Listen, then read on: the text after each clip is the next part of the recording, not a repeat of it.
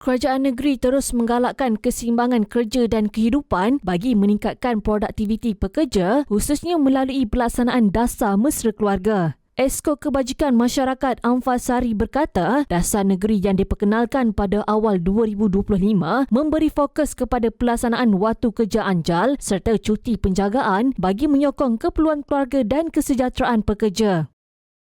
Dalam model yang kami kaji dengan Parent at Work dari Australia, mereka tidak hanya menumpukan kepada keperluan wanita, tapi menumpukan kepada syarikat yang mesra keluarga, family friendly. Apabila keluarga itu dilibatkan, kebanyakan syarikat mendapati produktiviti meningkat.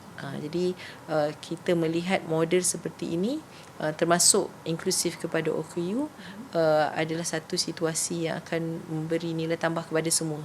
Kerjasama strategik dan advokasi berterusan, kerajaan negeri berharap lebih ramai majikan-majikan akan turut serta dan menyambut baik kepada usaha yang disarankan oleh kerajaan negeri.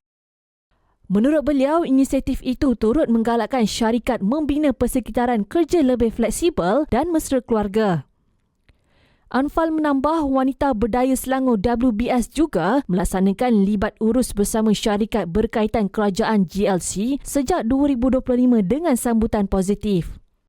Prinsip asas untuk kita melaksanakan amalan pekerjaan anjal, aturan pekerjaan anjal ni supaya kita dibati sebagai majikan yang lebih cakna, lebih empati, kerana setiap daripada kita sudah pasti akan terkait dengan penjagaan. Ada ahli keluarga yang anak kecil, ada ahli keluarga yang mungkin OKU ataupun warga mas ataupun yang sakit terlantar.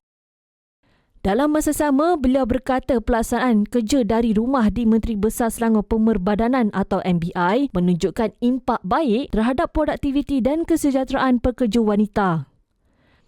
Anfal berkata kerajaan negeri kini meneliti pelaksanaan lebih meluas bagi membantu ibu bekerja menyeimbangkan kerjaya dan keluarga.